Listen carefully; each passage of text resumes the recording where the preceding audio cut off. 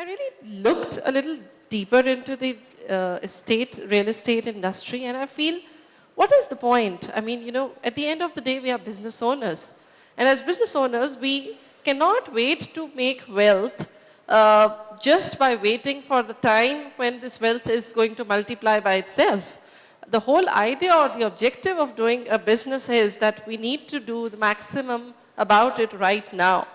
And for that, in order to be able to achieve that, it really requires that we think a little bigger and not just wait for the timing or some other external factors to make the business happen. So, while that is one side of the thing, another factor that I see as an editor is that the brokers industry, Mr. Sandeep is here, Ravi is here.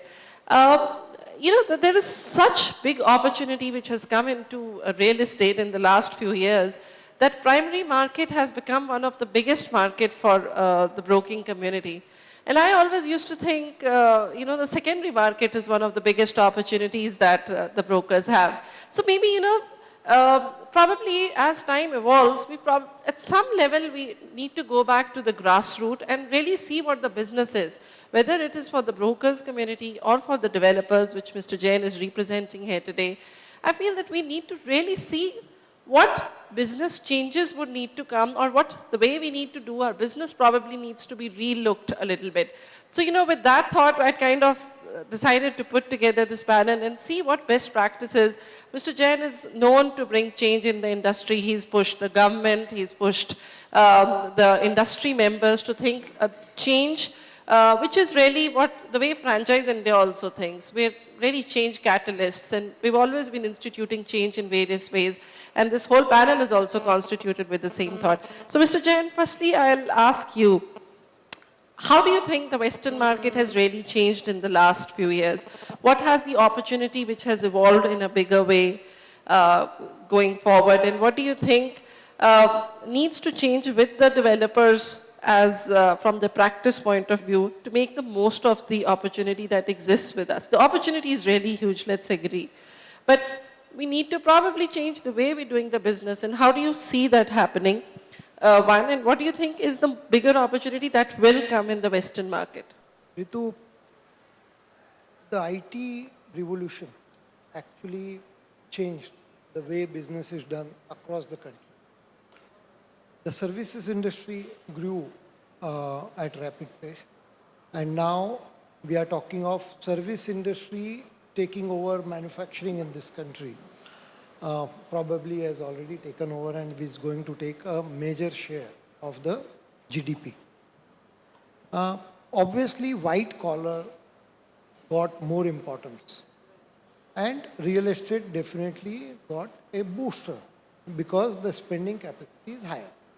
So Western India, or we will say 7 regions in this country, really took best advantage of this changing scenario. And Bombay being the financial hub, obviously would see a huge upside and potential to grow. Unfortunately, our regulatory design could not keep the pace with the opportunities. And in fact, I see that we could not grow as much because of this lacking system support. Now, obviously wealth is, you have given example, and which is so true, that nowhere the appreciation would have been as huge as what we have seen during last 10 years. Right. So post 2004, what we have seen in real estate is unimaginary. In fact, it started from 98 and it started with reforms. So now what changes at the regulatory end and developers end needed? I think developers with next generation coming in and all are kind of foreign educated or highly educated, they are looking forward to a change which is trying to aligning with the global trends. And in fact, our commercial buildings are almost at par with any global advanced country structure. And the technology used for building management systems or other security systems is absolutely at par. Therefore, Developers are getting there. Regulatory regime will have to really live up to it. Currently, it's disheartening. Rather, every day we wake up with a setback and not progress. So, But how do you feel the consumption has changed in the market? You know, so you're right to say that, of course, the white collars coming in, that they're today far more pro, and they also have the capacity to buy. But what do you think has changed about the consumer in literal terms as a property buyer in the last few the years? aspiration level has really gone up. Home is, of course, sign of security, and home is, of course, sign of arriving. So everybody is trying to do one notch better in terms of buying a home, Right. so that they feel that sense of arrival. And that has given booster to high quality or better quality homes demand in that segment. Fortunately, what was supposed to be luxury few years back is a necessity now. Absolutely. So that's the change. Right. And every day we come up with newer idea to, give that sense of arrival. Right. So I think if you ask me what has changed, the, the need has gone to the sense of arrival. And that's the difference. Right. And that is putting a lot of pressure on developers to perform better. Right. So I think which is really the right thing to do, you know. At the end of the day, if the market changes, the industry which is going to serve that customer has to change along with it, which is what you rightly pointed out. And so the pressure in one sense is right. But before we come to that, I'll first go on to our friends from the broker community. Ravi, I'll start with you first. How do you think the brokerage business has changed in the last few years? Of course, I understand, you know, you coming from Cushman Wakefield, you find that it's probably a lot more corporatized than what it used to be and moving from more unorganized to unorganized as a segment. But do you think the opportunity for the broker as such has become bigger? Or how it has evolved in the last few years according to you? Sure. I guess to answer your question, if we just take a two-step back and we see the organized sector of real estate really started around the 95, 96 time frame, where Colliers with the joint venture partners of HDFC and ILFS, and at that time CBRE, were the first movers. But much before that, real estate broking as an industry was very widespread, very fragmented, very unorganized in some or the other sense. Unethical practices abound because of lack of statutory regulation or regulatory authorities, which till today we are grappling with challenges, because we're still looking at real estate regulatory bill currently being debated, deliberated. It's not yet passed, and we're already almost 2 decades down. So in my view, this sector, which was always unorganized, has come a very long way since almost 95, and we're almost 2 decades down. But in terms of regulation, there is far more to be achieved, and what we wanted to do almost 15 years ago, unfortunately, is not yet implemented.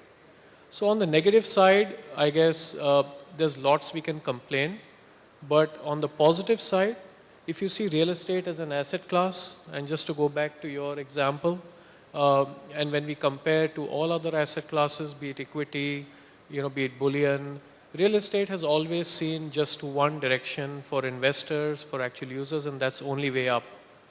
Within the real estate as a master asset class, when we look at the sub-markets of, let's say, residential or office, industrial, land, and now capital markets, which is a big play globally and in India as well. Each of these have evolved big time. And broking community has actually matured to a level where my local broker friends also participate many a times, given their very strong and deep relationships which they've had for so many years. And they participate in almost all these sub-asset classes, and we compete with them many a times. So for funding, there are these companies that compete with us. They have excellent relationship with, public sector banks for arranging funding. where VIPCs yet struggle. We do have our debt and equity cells. That's a very large area of future growth. Uh, Retail, with almost 3,000 brands currently looking at India, is just awaiting that stable policy from a stable government that FDI will be permitted. It's one thing to have such a policy on paper, it's another thing to have political will to permit you to do that business here. With changing regulations, that's taken a back seat. Unfortunately, we've seen companies like Carrefour and others really backing out bad time. Office, like Lalitji said, IT/ITES segment is the growth driver. And we've seen almost 75 to 80% of the demand being driven across these 7-8 regions into all prime cities.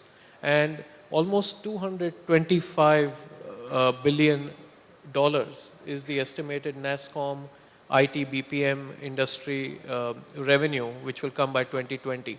And an incremental 6 million jobs or employment will be generated by this. Now that's huge. And you know the multiplier effect that will have again. So I think the broker community has evolved, has matured, and these are the various asset classes. And one can look at a small niche, specialize, residential you said, it's a great specialty. Primary sales is huge business. Right. You know, one example we hear, Kalpatrus just launched in Thane. Over 3-day period, 400 apartments sold. Now that's huge, you know. And even in this bad, stagnant sale market, when a primary stock like this sells so quickly, all you require is a good, reasonable price and a good, reputed developer to launch. So I think there's huge scope for our broker friends, and all these asset classes, you know, offer great opportunity, and one could specialize either in one, or if you would like to specialize in many, you could again use the help of technology and grow. Yeah, I think that's the right point. But my point was that, you know, even if primary is giving huge opportunity, then maybe second, because that too is a big opportunity anyway for the market.